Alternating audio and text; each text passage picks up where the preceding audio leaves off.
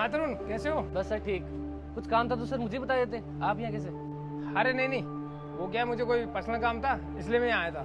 Sir आपको bike mechanic वाले से क्या काम आ गया? अरे भाई, ये बाइक मैकेनिक वाले हैं ना, मेरे बड़े भैया है, इसीलिए मैं इनके पास कोई काम से आया था। अच्छा, ये बाइक मैकेनिक वाले आपके बड़े भैया है? हाँ, मेरे बड़े भैया हैं। अच्छा ठीक है सर, लेकिन एक बात बोलूँ, आप इतनी बड़ी कंपनी के मालिक, इतने पैसे वाले, आपने बड़े भैया को इतनी छोटी दुकान क्यों खुला रखी है? एक बड़ा शोरूम क्यों नहीं खुलवा देते?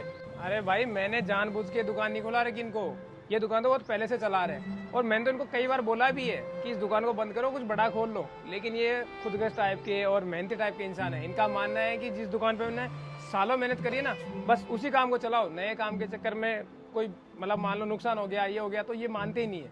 इनको यही दुकान पसंद है, यही चलाते हैं। मैंने तो कई बार बोल दिया इनको। अच्छा ठीक है सर, मैं चलता हूँ। अच्छा ठीक है। अरे तो उसको सच क्यों नहीं बोल दिया? झूठ क्यों बोल रहा था उसको? ओहो, क्या सच बोलूं उसे? हैं? सच बोल के मेरी बेइज्जती कराऊं? यही बात रह गया अब? अगर तुझे दूसरों के सामने इतनी बेइज्जती महसूस होती है तो क्यों नहीं देता तेरे भाई का साथ? तेरे पास तो सब कुछ है ना। अच्छा, सब कुछ है तो आपके लिए है, लुटा दूं? ये दुनिया को लुटा दूं सब कुछ? आप अपनी मेहनत कर रहे हो, मैंने मेरी मेहनत करके सब कुछ बनाया है ना, तो ऐसे क्यों लुटा दूं सबको? अच्छा, आज तेरी मेहनत का हो गया। वो दिन याद कर जब मैंने मेहनत करके तुझे इस काबिल बनाया। ओहो, आपने मेहनत करके मुझे इस काबिल बनाया। मैंने खुद ने मेहनत की है, पढ़ाई की है, तब काबिल बनाऊं, वरना आप ही बन लेते मेहनत करके काबिल। तो क्यों ये बाइक मैकेनिक की दुकान खोल रखी है? अरे मैं तो बड़ा और काबिल इसलिए नहीं बन पाया क्योंकि मैंने तो मेरी पढ़ाई छोड़ दी थी, ताकि मैं तुझे पढ़ा लिखा के और बड़ा बना सकूं।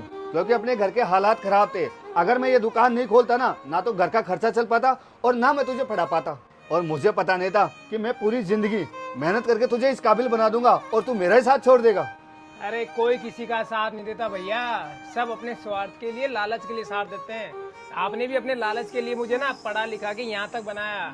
उसके भी रीजन था कि जब मैं बड़ा बन जाऊंगा, पैसे कमा लूंगा, तो आपको पैसे दूंगा लाके, आप पैसे वाले बन जाएंगे, मेरे सहारे ही बन जाएंगे, क्योंकि खुद तो कुछ बन नहीं पाए और मेरा सहारा लेके आप पैसे वाले बन जाएंगे।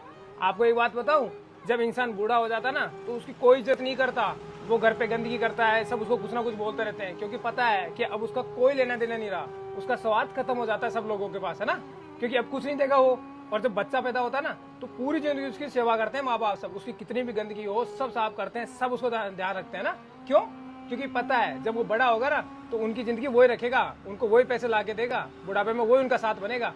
सब लालच का खेल है। आपने लालच के लिए मुझे पढ़ा लिखाया था, ठीक है ना, अपने स्वार्थ के लिए पढ़ा लिखाया था, लेकिन अब ना मैं आपको कुछ देने वाला ना कोई मतलब। आप अपना जानो, मैं मेरा जानू। करो मेहनत और कमाओ और खाओ। हाँ मानता हूँ, लालच और स्वार्थ सबको होता है, इसमें गलत भी तो क्या है। मैंने मेरी पूरी जिंदगी तुझे सक्सेस बनाने के अंदर लगा दी, तो इसमें मैंने कौन सा गलत कर दिया? अब तेरे से उम्मीद नहीं रखूंगा तो किससे रखूंगा?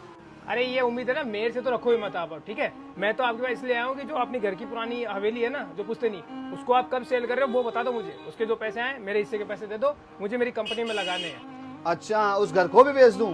उस घर को बेच दूंगा तो फिर मैं और मेरे बच्चे कहाँ जाएंगे? अब यार देखो भैया, बात ऐसी है कि आपके बीवी बच्चे, आप चाहे रोड पे रहो चाहे कहीं भी रहो, मुझे उससे कोई मतलब नहीं है। मैंने जो बोला उसको सेल कर दो और जितना जल्दी हो उतना जल्दी सेल कर दो, मेरे को पैसों की जरूरत है, ठीक है। आप जो ना आपको काम जाने बाकी। हाँ ले जा, एक ये सारा बचा था ना, तू ये भी ले जा। लेकिन एक बात समझ में आ गई, तेरे जैसे छोटे भाई के लिए ना अपनी जिंदगी कभी खराब नहीं करनी चाहिए।